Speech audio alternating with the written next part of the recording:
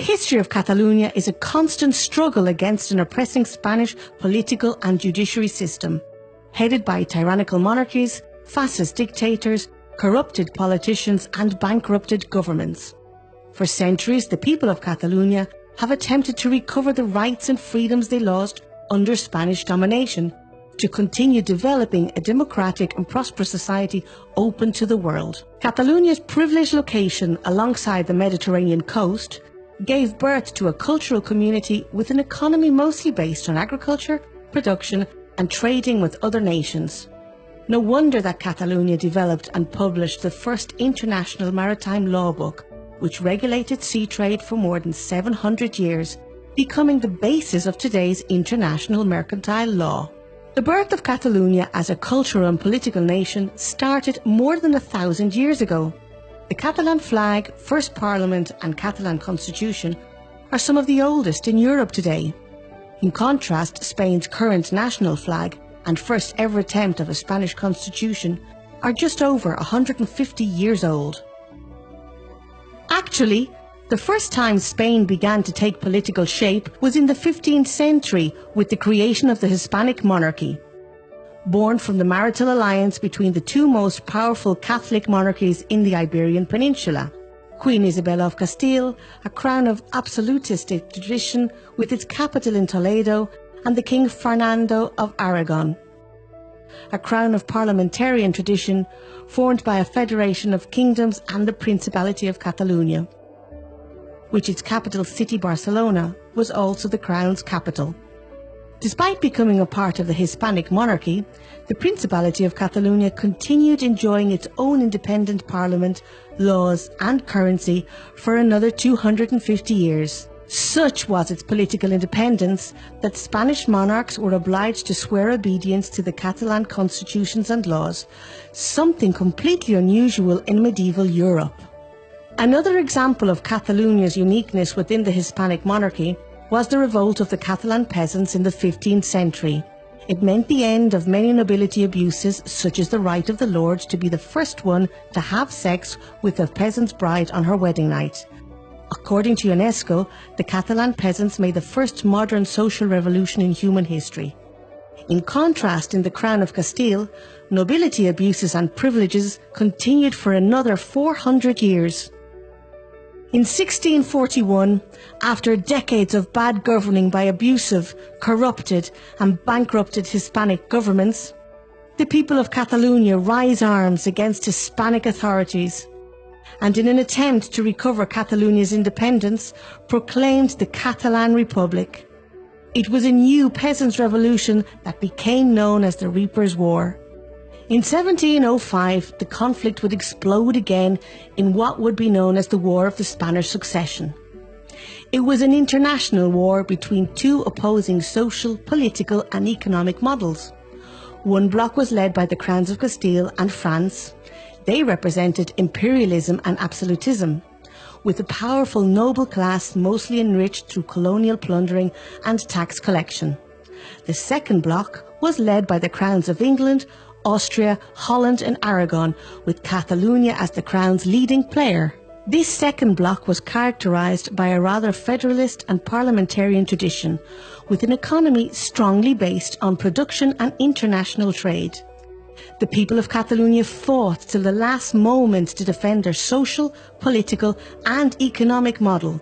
But on September 11, 1714, after a 1.5-year siege, the capital city of Barcelona was occupied by the Castilian and French troops. By the right of conquest, all Catalan institutions, rights and freedoms were abolished, and the Castilian language, authoritarian laws and a list of abusive taxes and restrictions were imposed on Catalan people.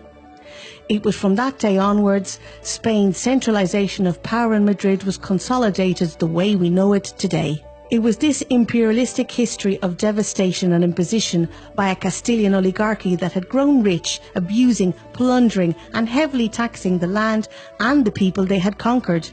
Which is why in the 17th century the Netherlands and Portugal were the first to fight for independence from the Hispanic monarchy. Many others followed, all the way to the end of the 19th century with the independence of Cuba and the Philippines.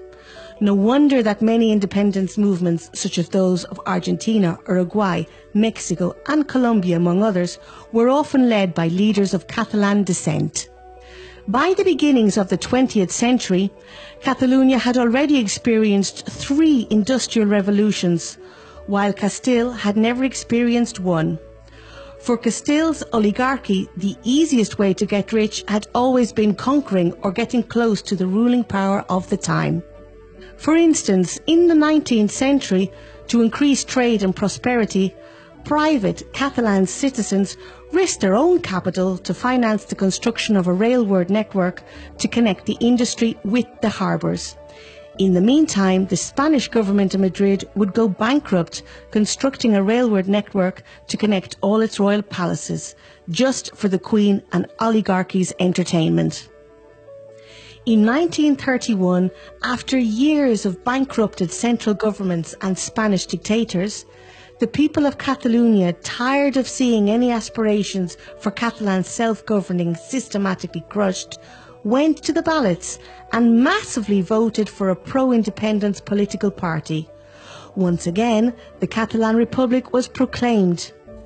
Only Spanish fascism, with the help of Hitler and Mussolini, would stop democracy and the national development of Catalonia. Anyone defending Catalan culture, rights and freedoms would be persecuted, as had already happened to so many other Catalans in the past.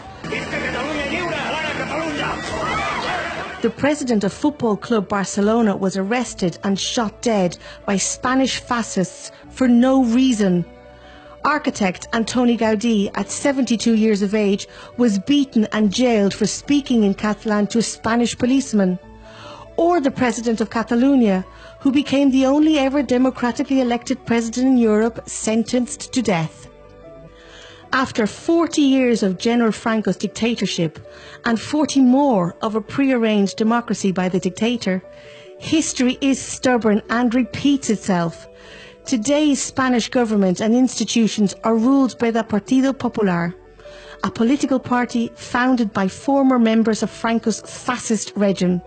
Spain leads Europe in political corruption, debt, unemployment, school failure and breaches to European legislation.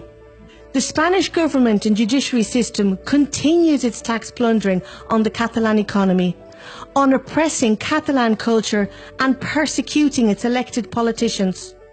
For almost 2 decades now, the Catalan community has been asking the Spanish government to invest in connecting our industry and harbours to Europe by train. Instead, the Spanish government has built the world's 2nd largest high-speed passenger network after China, a train system that will never be profitable and has so far only increased Spain's national debt. So the clash between these two cultural, political and opposing economic models continues unsolved. Today, over 80% of Catalonia's citizens agree that the best way to decide on the future relationship between Catalonia and Spain is through political negotiation, followed by a referendum, like the one the UK and Scotland agreed on. Unfortunately, due to its history, Spain has never developed a true democratic political culture. For Spain's ruling power, negotiating has always been seen as a weakness. A conqueror has no need to negotiate with his adversary. A conqueror attacks his adversary till this fully surrenders. That's why for the last decade, Spain's only response to all proposals from the Catalan Parliament to negotiate a democratic solution have been no. Worse still, lately the Spanish state has begun to persecute and jail elected members of Parliament and civil leaders. It has even ordered violence by police forces to stop peaceful citizens from voting. What has the European Union done to protect its Catalan citizens against Spain's attacks on democracy and freedom of expression?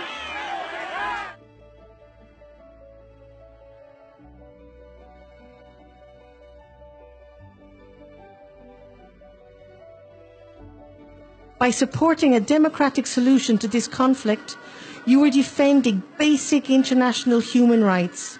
You are helping to build a better Europe and world for all. Our future will be catalan. O futuro pode ser catalã, ou poderia ser talibã.